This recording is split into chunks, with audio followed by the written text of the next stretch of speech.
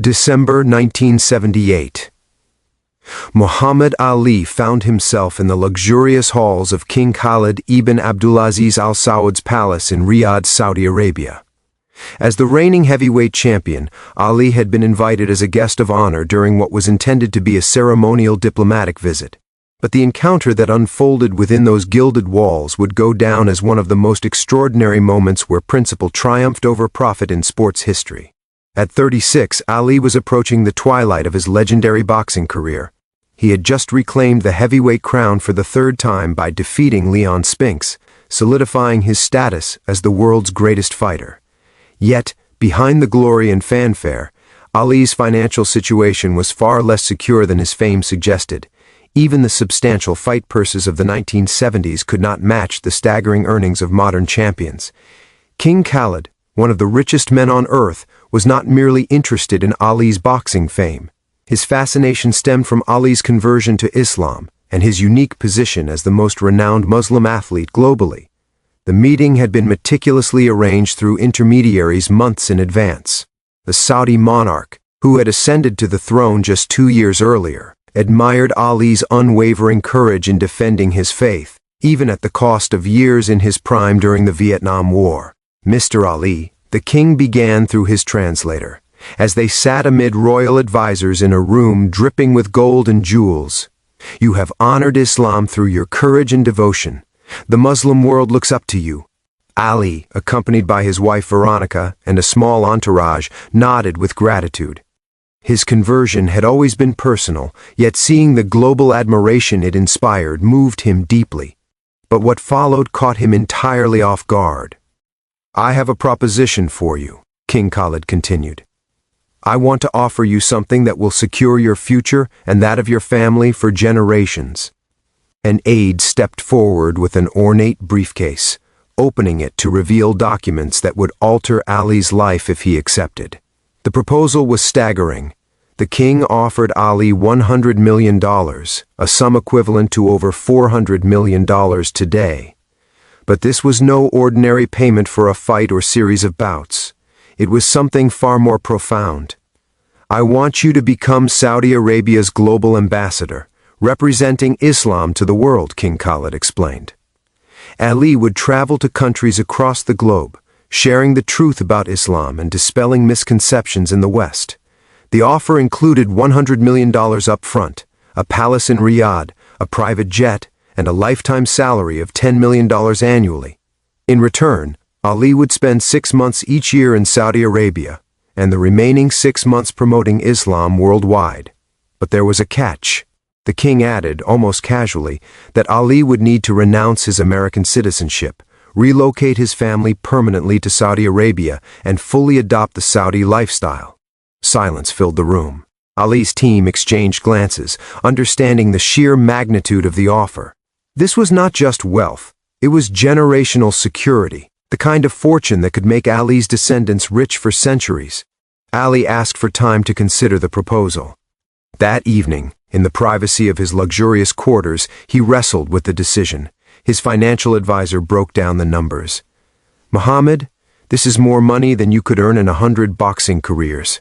Your children, grandchildren, and great-grandchildren would never have to worry again." It was true. Despite Ali's ring success, his finances were complex.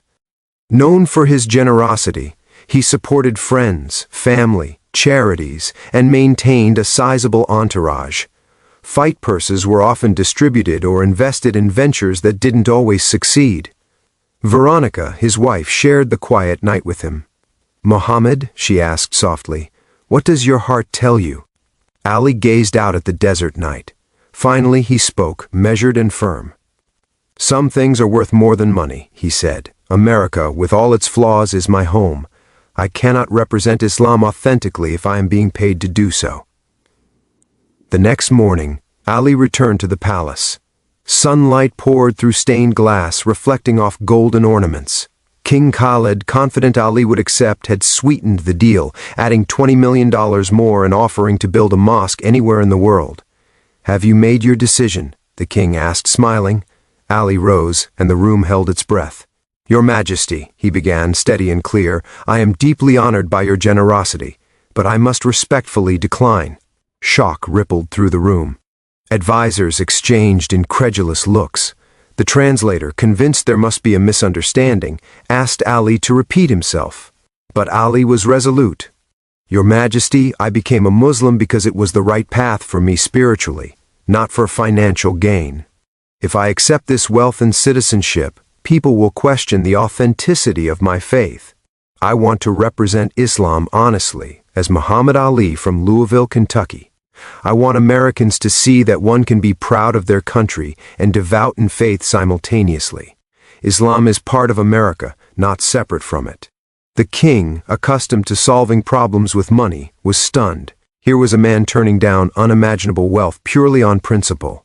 "If I take your money," Ali continued, "I become your employee. But if I speak from my heart, my words carry truth, not a price tag." He gestured around the lavish room. "This palace is beautiful, but my home is America. I cannot fight for justice here if I abandon my country. I cannot speak about Islam to Americans if I give up my American identity." The room was silent. Ali concluded, "I want to be a bridge between the Muslim world and America. Bridges must remain anchored on both sides. If I fully move to one side, I can no longer connect." Finally, King Khaled spoke, his voice filled with admiration. "Mr. Ali, I have never met a man who would reject such wealth for such reasons. You have shown that you are the right person to represent Islam. Your refusal earns my respect more than acceptance ever could. You are a man whose faith is truly priceless." The king withdrew the financial offer but extended friendship and support. Ali would always be welcome in Saudi Arabia, not as an employee, but as a brother. Word of Ali's refusal spread quietly through diplomatic circles, though the public wouldn't learn of it for years. Yet the decision left a mark far beyond Saudi Arabia's palace. Ali's choice was a declaration that faith, integrity, and authenticity could never be bought. Over the years, King Khaled honored his word, maintaining contact with Ali and treating him with the respect of a true friend rather than a paid ambassador. The ramifications of Ali's decision extended well beyond personal finances. His refusal became a powerful lesson in distinguishing genuine faith from opportunism. When he spoke about Islam, his words carried the weight of sincerity, not contractual obligation. Scholars and religious leaders around the world praised his judgment, noting that Ali demonstrated a deep understanding of religious responsibility. True representation comes from conviction, not payment. Ali's decision also strengthened his credibility as an American, during a period when America's relationship with the Muslim world was complicated. Ali's unwavering commitment to his homeland while practicing Islam offered a compelling counter-narrative to stereotypes about Muslim loyalty. He showed that patriotism and faith were not mutually exclusive but could coexist harmoniously. The personal cost of Ali's decision, however, was tangible. Beyond the obvious financial sacrifice, Ali continued to face the pressures of supporting a large family, extended relatives, and charitable causes. The fortune offered by the Saudis would have eliminated these concerns entirely, but Ali chose principle over comfort. By the early 1980s, as Ali's boxing career wound down and his earning potential declined, the weight of his decision became more apparent. The early signs of Parkinson's disease began to surface, and medical expenses mounted. Yet, through every challenge, Ali never wavered. To friends who mentioned the Saudi offer, he would smile knowingly, saying, "Allah provides for those who choose the right path." Ali's integrity became a model for athletes, entertainers, and public figures facing similar dilemmas between financial gain and personal principles. His example resonated particularly with Muslim athletes, showing that it was possible to be proud of one's faith while maintaining independence and authenticity. Choosing not to monetize his religious identity did not diminish his influence, it amplified it. Over time, Ali's decision was repeatedly vindicated. His reputation as a spokesman for Islam and for social justice remained untarnished precisely because no one could question his motives. Every speech about religious tolerance, racial equality, or social justice carried weight because it was rooted in genuine experience rather than financial incentive. The authenticity he preserved became his most valuable asset, surpassing any sum of money. The ripple effects extended into political and cultural spheres. By remaining in the United States and proudly practicing Islam, Ali provided a powerful example to the global community. He demonstrated that one could hold faith and nationality in tandem, challenging misconceptions about identity and loyalty. His stance also inspired discussions about morality in public life, illustrating that standing by principles often requires sacrifice, but yields a legacy far richer than monetary gain. Beyond the symbolic impact, Ali's choice shaped his personal narrative in ways that resonated for decades. When he lit the Olympic torch at the 1996 Atlanta Games, battling the effects of Parkinson's disease, it was more than a display of courage. It was a testament to the life he had chosen. He stood before the world, unbowed in spirit, embodying the integrity he had upheld when he walked away from unimaginable wealth. Saudi representatives present at the event witnessed the validation of their early admiration for Ali's character. The story of Ali turning down $100 million became a benchmark for public integrity. Athletes, performers, and public intellectuals frequently reference the Ali standard when navigating offers that might compromise their principles.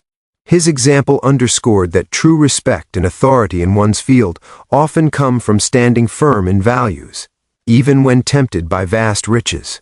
For Muslim athletes particularly, Ali's choice provided a template for balancing faith and public life. He showed that one could advocate for Islam authentically without being beholden to sponsors, governments, or organizations. His life became living proof that devotion and independence could coexist, and that credibility cannot be purchased. Ali's decision also cemented his moral authority in social justice matters. Critics and supporters alike recognized that his positions on race, war, and inequality were not motivated by personal gain, but by deeply held beliefs. When Ali spoke out against injustice, his words resonated across communities precisely because they were untainted by commercial interests. In the decades that followed, historians, journalists, and scholars frequently highlighted Ali's refusal of the Saudi fortune as an emblematic moment of principle. The story was cited in business schools as an example of long-term credibility versus short-term financial gain. Religious leaders referenced it as a lesson in authentic spiritual commitment, emphasizing the importance of integrity over reward. Even amid personal and financial challenges, Ali never regretted his choice. His generosity remained a defining trait, supporting charities, family, and communities, even without the cushion of Saudi wealth. Friends marveled at his unwavering dedication to faith and principle, particularly as Parkinson's disease progressed, making life and travel increasingly difficult. Yet Ali's spirit remained indomitable, a living example of courage and authenticity. Muhammad Ali's decision in Riyadh ultimately transcended boxing. It became a defining moment in his legacy, a demonstration that some victories are measured not in titles or money, but in the unwavering commitment to one's beliefs. By turning down a king's fortune, Ali showed the world that authenticity is priceless, and that moral courage can outweigh the allure of wealth. His story continues to inspire generations, reminding us that the most powerful statements sometimes come not from what one accepts, but from what one refuses. Muhammad Ali proved that greatness is not only about skill or fame, but about the integrity to remain true to oneself, regardless of temptation. In choosing principle over profit, he reaffirmed his status as not just the greatest in the ring, but the greatest in character, demonstrating that some fights are won simply by standing firm. If Ali's story of courage, faith, and principle over profit moved you, subscribe for more inspiring tales of legendary figures who chose values over wealth. Share this story with someone who needs a reminder that integrity is often the most valuable prize. Reflect on moments in your life where you faced similar choices between financial gain and personal conviction, and let Ali's example guide you in standing true to your principles.